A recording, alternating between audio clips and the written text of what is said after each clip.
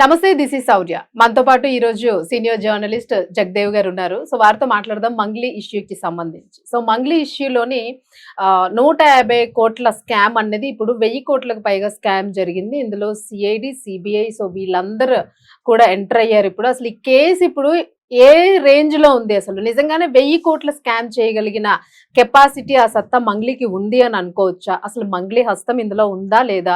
కీలక వ్యక్తి మంగ్లీనేనా, ఇంకెవరైనా ఇతర వ్యక్తులు ఉన్నారా? సో ఎందుకంటే ఒక్కొక్కరు కూడా బయటకు వస్తూ ఉన్నారు. దీని మీద అనేక రకాల డౌట్స్ వస్తూ ఉన్నాయి. సో ఇవన్నీ కూడా చర్చిద్దాం. హాయ్ సార్, నమస్తే. నమస్తే. సార్, అంటే మీ ఒపీనియన్ ఏంటి, మీ అనాలిసిస్ ఏంటి మంగ్లీ కేస్ కి సంబంధించి? యాజ్ ఎ సింగర్ గా, యాంకర్ గా మనందరికి పరిచయము. సో ఇప్పటి వరకు కూడా మంగ్లీ అంటే ఒక డివోషనల్ సాంగ్స్, ఒక పొలిటికల్ సాంగ్స్, ఒక మంచి ఫోక్ సాంగ్స్ గురించి అనుకుంటూ ఉంటాం. బట్ ఇప్పుడు మాత్రం ఇది ఓవరాల్ గా రాష్ట్రాన్నే షేక్ చేసింది. నిజంగానే మంగ్లీ పని చేసిందా అని మీరేమంటారు? నిజంగానే స్కామ్ జరిగి ఉండుండొచ్చా? ఒకవేళ జరిగితే ఇప్పుడున్న పరిణామాలను బట్టి ఎలాంటి స్టెప్ మంగ్లీ తీసుకునే అవకాశం ఉంది అనుకోవచ్చు మనం నెక్స్ట్? యాక్చువల్గా మంగ్లీ గారు మిస్టేక్ చేశారా చేయలేదని కాసేపు పక్కన పెడితే, ఇంత పెద్ద స్కామ్ కదా, మొత్తం హడావుడి అవుతుంది. అసలు దీని వెనక అసలు పెద్ద బాస్ ఎవరున్నారు, ఏంటి, ఆ పెద్ద తలకాయ ఎవరు అనే దాని మీద ఎక్కడ చర్చ లేదు. మంగ్లీ లేదంటే రమాకాంత, మధు నాయక్క వీళ్ళ చుట్టూనే తిరుగుతుంది తప్పితే ఆమె ఇలాంటిది చాలా వివాదాల్లో ఉంది అంటున్నారు. ఇదిలా ఉంటే ప్రభుత్వం మీద బురద జల్లడానికి బీఆర్ఎస్ కానీ బీజేపీ కానీ రెడీగా ఉంటారు కదా. అంటే ఎక్కడో చిన్న దొమ్మి జరిగితే ప్రభుత్వ వైఫల్యము, పోలీసులు సరిగ్గా పట్టించుకోవట్లేదు అని మాట్లాడతారు కదా. ఇంత స్కామ్, ఫస్ట్ 200 crore అన్నారు, తర్వాత 500 అంటున్నారు, ఇప్పుడు మీరు 1000 కోట్లు అంటున్నారు. అంటే ఒక్కొక్క బాధితుడు ఒక్కొక్కరు వస్తున్న కొద్దీ తవ్విన కొద్దీ బయటకు వస్తున్నాయి అన్ని, తీగలాగితే డొంకంతా కదులుతున్నట్టుగా. సో 1000 కోట్ల స్కామ్, పోనీ 1000 500 కోట్లే అనుకుందాం, అంటే ఎంత స్కామ్ అది. సో దీన్ని డైవర్ట్ చేయడానికే ఆవిడ మొదట్లో సీన్ క్రియేట్ చేసి ఏడ్చారా? ఇప్పుడు ఒకరు తన మీద కేసు వేశాడంటే ఫస్ట్ ఏంటి, ఎవరో మా తమ్ముడు మా చెల్లి మీద చూసి డబ్బులు పెట్టారా, నిజమేనా అని ఫస్ట్ తమ్ముడికి చెల్లికి ఫోన్ చేయడము, లేదా వాళ్ళ మేనేజర్కో వాళ్ళ పిఏకో చేసి కనుక్కోవడము, ఏంటి అని అప్పుడు మాట్లాడి ఒక చర్చించుకొని, లేదా సెటిల్ చేసుకుందామా, లేదంటే వాడు ఎవడు లాయర్ వెళ్ళాడు అంటున్నారు వాడిని పిలవండి మాట్లాడుకుందామా, ఏదో చెప్పాలి. ఈయన ఉదయం పంజాగుట్లో కంప్లైంట్ చేస్తే సాయంత్రానికి ఆవిడ నార్సింగ్ లో కంప్లైంట్ ఇచ్చేస్తుంది. ఇస్తూ ఏడుపులు పెడబొబ్బులు చూస్తాం. అసలు ఇక్కడ ఎట్లా ఏదో అంటారు, ఏడ్చే వాళ్ళని నమ్మకూడదు అన్న టైప్ లో ఇప్పుడు Telangana media, especially social media అంతా కూడా మంగ్లీ వైపే వేలు చూపిస్తున్నాయి. ఫోకస్ అంతా అటే ఉంది. అసలు అమ్మ నువ్వు ఏ స్థాయి నుంచి వచ్చావు, ఏ స్థాయికి ఎలా వెళ్ళావు? అప్పట్లో బర్త్డే అయినప్పుడు కూడా డ్రగ్స్, అది జస్ట్ గాంజా అన్నా కూడా నథింగ్ బట్ డ్రగ్ లో భాగమే కదా, అన్ని జస్టే అంట. మరి అప్పుడు కూడా మీడియా ముందుకు వచ్చి ఎవడో అది గాంజా తీసుకున్న అదొక పార్టీలోకి వచ్చాడు, నా తప్పు లేదు అన్నారు. ఆ ప్రతిది కూడా అలాగే మాట్లాడుతున్నారు. ఇక్కడ ఎంత సీన్ ఉందని తెలిసి ముందుగా పోలీస్ పెద్ద బాసుని ఎందుకు కలిశారు? కలవడం బట్టి కూడా అందరికి అర్థమైంది ఏంటంటే, ఓహో వాళ్ళు రిక్వెస్ట్ చేసుకోవడానికి వెళ్ళారా, నిజంగా కంప్లైంట్ చేయడానికి వెళ్ళారా? ఇప్పుడు ఒక్కొక్కడు ఆ రమాకాంత్ రెడ్డి వచ్చి ఒక స్టోరీ చెప్తాడు, ఆ మధు అనేవాడు ఆయన వాళ్ళ చెల్లికి వుడ్బి అని ఏదో అంటున్నారు. సో వాళ్ళు ఎవరు నాకు తెలియదు, వాళ్ళు నిజంగా నాకు తెలియదు అని చెప్పి నెత్తి నేరు కొట్టుకుంటారు.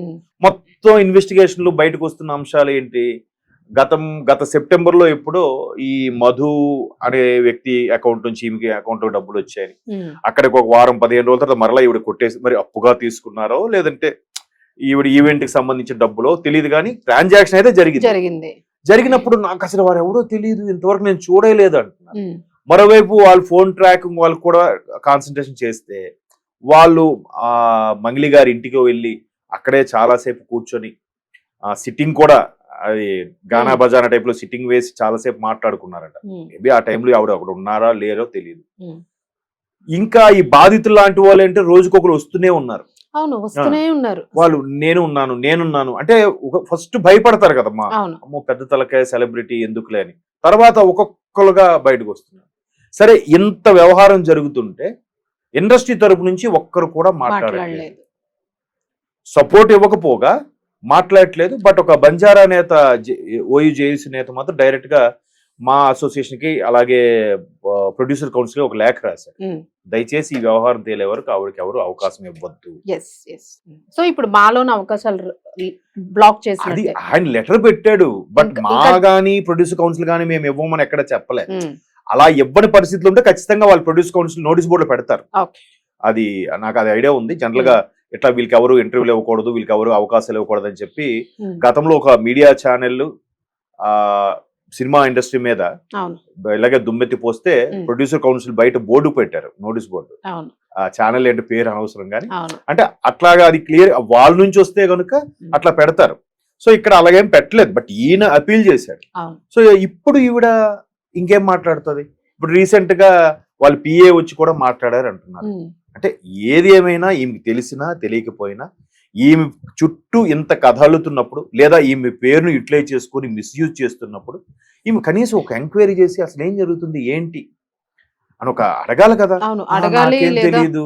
అసలు కంప్లైంట్ కూడా సజ్జనార్ గారికి ఇచ్చింది, అది ఏం కంప్లైంట్ ఎవరికి తెలియదు. ఒక తెలీదు. పేపర్ ఇచ్చారు, ఇది ఒక ప్యాషన్ అయిపోయింది ఫోటో తీసుకొని పెట్టడం. ప్రతిదీ ప్రతి ఒక్కరికి సజ్జనార్ గారితో ఫోటో తీసుకుంటే వాళ్ళు ఉత్తములు అని ఒక అవును అంటే ఆయన ఈ దాన్ని ఏమంటారు గేమ్స్ వాటి మీద కూడా జలిపించాడు కదా. అవును నాన్ వేష్ ఇచ్చిన కంప్లైంట్ తర్వాత ఆయనతో వాట్సాప్ కాల్ మాట్లాడిన తర్వాత ఎవరెవరు ఈ బుల్లితెర యాంకర్లు అవును పెద్ద పెద్ద సెలబ్రిటీగా ఫీల్ అయిన వాళ్ళందరూ కూడా అరే వీళ్ళు చూస్తే వీళ్ళు ఉద్యోగాలు వీళ్ళ జీతాలు చూస్తే మహా అయితే 1,00,000 లోపే ఉంటాయి. అవును వీళ్ళు మెయింటెనెన్స్ విల్లాలు ఖరీదైన కార్లు ఈ అవును. బిల్డప్లు అందులో ఒక మీడియా సంస్థ చెందిన ఒక ఫిమేల్ యాంకర్ కూడా ఉన్నారు. అవును అవి ఎంత ఇస్తారు, ఎంత వస్తుంది? అవును వాళ్ళు మెయింటెనెన్స్ చూస్తే ఏదో ఒక గ్రేట్ ఎంటర్ప్రైనర్ లాగా అలాంటి మెయింటెనెన్స్ ఉన్నాయి వాళ్ళకి. అవును సో తవి తీస్తే ఈ బెట్టింగ్ యాప్స్ కి ప్రమోషన్ అని అవి తెలిసాయి. అవును ఇప్పుడు అందరూ నిజంగా తప్పు అయిపోయింది నాకేం తెలియదు అన్నట్టుగా మాట్లాడుతున్నారు. ఉమ్. సో ఇప్పుడు కూడా రేపో మాపో గేమ్ Same మారుస్తుంది. అట్లాగే ఇదే నాకు కూడా వస్తుంది. తెలియదు ఇది నిజంగా వాళ్ళు చేస్తారనుకోలేదు. ఉమ్. అంటే వాళ్ళు చేస్తారనుకోలేదంటే మీ క్వార్టరీలో ఉన్న వాళ్ళేగా.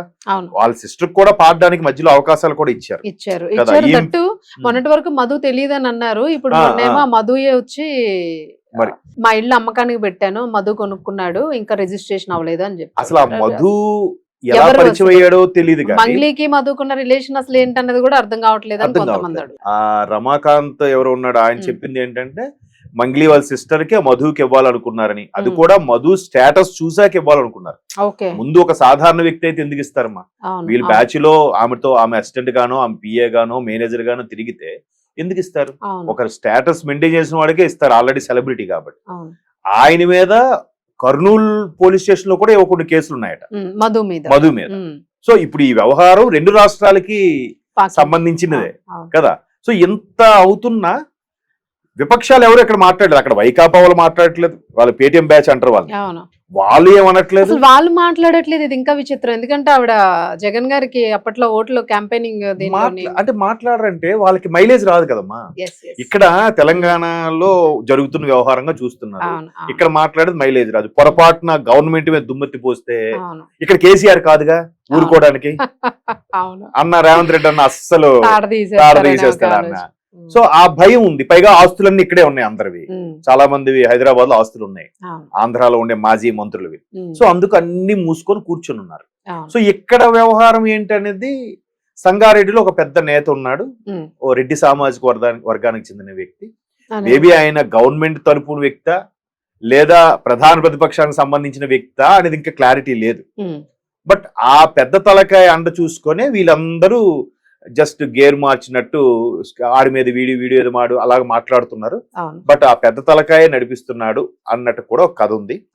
మేబీ ఆ పెద్ద తలకాయ ఉంది కాబట్టే ప్రభుత్వం దీని మీద ఎక్కడ స్పందించట్లేదు. అవును అలాగని విపక్షం స్పందించట్లేదు. మేబీ అందరి హ్యాండ్స్ ఉన్నాయేమో. అవును మరి బాధితులకి సంబంధించి కూడా ఎవరు ఎక్కడ వాళ్ళకి న్యాయం జరగాలని ఇప్పుడు మైక్రో ఫైనాన్స్ అంత ఫండ్స్ పాపం వాళ్ళ నుంచి ఏదైనా అన్యాయం జరిగిందంటే వెంటనే ఇప్పుడు గ్రూప్ 2 ఉంది, ఒక అమ్మాయి సూసైడ్ చేసింది అంటే గవర్నమెంట్ రాకముందు, వెంటనే కాంగ్రెస్ మద్దతుగా వెళ్ళి ప్రభుత్వానికి వెళ్ళగని చెప్తారు. లేదంటే ఇంకెక్కడ ఎవరో ఒక బాలింతరాలు చంటిబెట్టని చంపేశారు, ఒక రెడ్డి సామాజిక వర్గానికి చెందిన వ్యక్తి అవతల వాడిని కొట్టి ఏదో చంపేశారని ఆ పాపని, అదే కాల్తో తన్నాడు ఆ సర్పంచ్ అవడం, అది పెద్ద ఇష్యూ చేశారు. బీఆర్ఎస్ వాళ్ళు కూడా వాళ్ళకి వెళ్ళి ఓదార్పు నేను ఉన్నామమ్మా అని.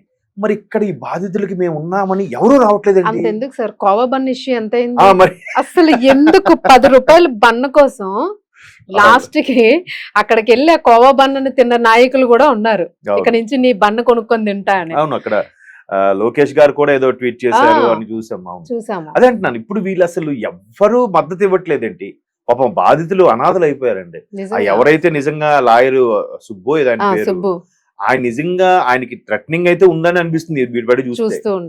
ఏదైనా జరిగితే వాళ్ళందరూ మూసుకున్నారా, నీకెందుకురా ఈ ప్రాబ్లం, నీకెందుకు ఈ బాధ, నీకు ఎంత కావాలో చెప్పు. లేదు మొదటే చెప్పాడు ఆయన, సార్ నాకు లేపేస్తా ఉంటున్నారు, ఆల్రెడీ జంట లాయర్లు భార్య భర్తలు చంపేశారు కదా వరంగల్ దగ్గర ఎక్కడ. సో దానికే ఎంతవరకు దిక్కు దికాన లేదు, ఇప్పుడు నిన్ను కూడా అలాగే లేపేస్తా అని చెప్పి కూడా వార్నింగ్ వచ్చింది ఆయనకి అప్పట్లో. ఆయన అది చెప్తే ఆయనకి శ్రీముఖి అంటే ఇష్టం, బిగ్ బాస్ కి రావాలి చెప్పాల్సిన అవసరమే లేదు. ఎందుకు తీసుకొచ్చినట్టు డైవర్ట్ చేయడం అంటే అది చూడండి, అసలు డైవర్ట్ చేయాలి. నిజంగా ఆమె శ్రీముఖి ఊరుకుంది, కాకపోతే నిజంగా తను సైలెంట్ గా ఉంది. ఇంకెందుకు ఇది ఏంటో అదే చెప్తున్నాను కదా. ఇది అంటే అలా ఏదో ఒక వ్యక్తిది ప్రూవ్ చేస్తే ఇది ఖచ్చితంగా నమ్ముతారు అనే ఉద్దేశంలో డైవర్ట్ చేసినట్టుంది. లేదా శ్రీముఖి అని ఈమెకి వచ్చే అవకాశాలని శ్రీముఖి యాంకర్ గా తన్నుకెళ్ళిపోతానని కక్షతాప్ చెప్పారో తెలియదు. సో ఆమె పేరు ఎందుకు వాడారు, ఆమె ఎందుకు ఆ పేరుని మిస్యూజ్ చేయడం. అదే ఒక అనసూయనైతే ఇప్పటికి ఆవిడ ఖచ్చితంగా గట్టిగా కౌంటర్ ఇచ్చేది. సో ఈమె కాబట్టి ఏమనట్లేదా, ఇందులో కూడా మళ్ళీ డౌట్స్, ఎందుకు ఏమనట్లేదు నిజంగానే అది కూడా ఆమె ఎందుకు బయటకు రావట్లేదు, ఏమైనా బయటకు వస్తుందని ఏమైనా అనడం లేదా. సరే ఫైనల్ గా అంటే ఇప్పుడు మంగ్లీ ఇప్పటి వరకు మనకి ఎక్కడ కూడా తెర మీద దీనికి సంబంధించి కనిపించింది. సిబిఐ సిఐడి రెండు కూడా ఇన్వాల్వ్ అయినాయని అంటూ ఉన్నారు. సో కేసు అయితే కీలకంగా మారే అవకాశం కనిపిస్తుంది. దట్టు ఈవేళ ఒక సుదీర్ఘ వీడియో అనేది ఆ పిఏ ఆ పర్సన్ ఇచ్చాడు. క్లియర్ గా చెప్పాడు, నైట్ టైం డబ్బులు లెక్క పెట్టడం, ఆ నోట్ల కట్టలు, వాళ్ళు వచ్చి వెళ్ళేవాళ్ళు, లాక్ వదిలేసి నన్ను వెళ్ళిపోమనేవాళ్ళు, మళ్ళీ మార్నింగ్ వచ్చేటప్పుడు వాళ్ళు లాక్ వేసుకొని వెళ్ళేవాళ్ళు. సో ఈ నేపథ్యంలో ఓవరాల్ గా ఈ కేసుని మనము అంటే నిలుస్తుంది అని అనుకోవచ్చా, డైవర్ట్ అయిపోతుంది పూర్తిగా? అంటే మనం ఇన్ని కేసుల్లో కూడా డైవర్షనే చూస్తున్నాం. సో ఈ కేసుని మనం ఎట్లా గెస్ చేయొచ్చు అని మీ అనాలిసిస్ ఏంటి?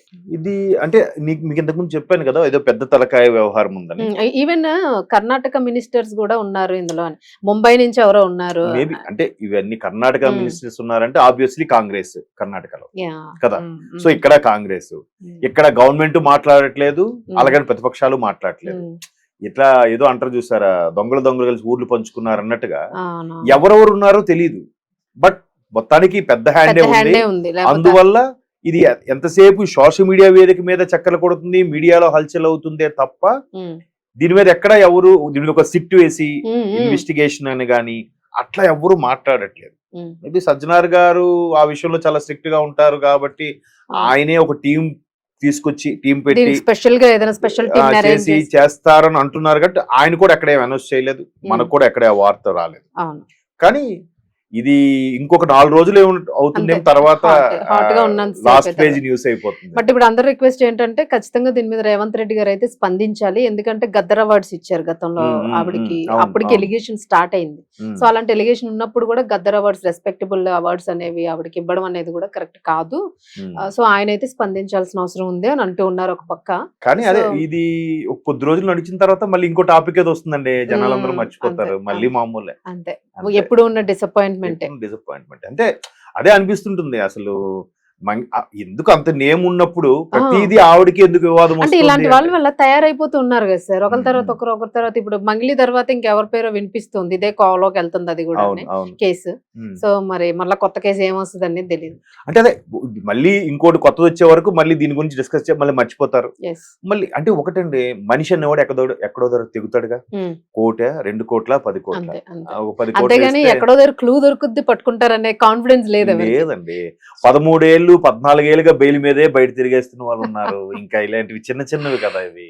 చూద్దాం సార్, ఒకవేళ అంటే ఈ కేసులో ఏమైనా మార్పు వస్తుందేమో అని అనుకుంటున్నాం. కొంచెం ఎక్స్పెక్టేషన్ ఉంది కొంతమందికి, చూడాలి మరి. చూద్దాం. Thank you sir. థ్యాంక్స్.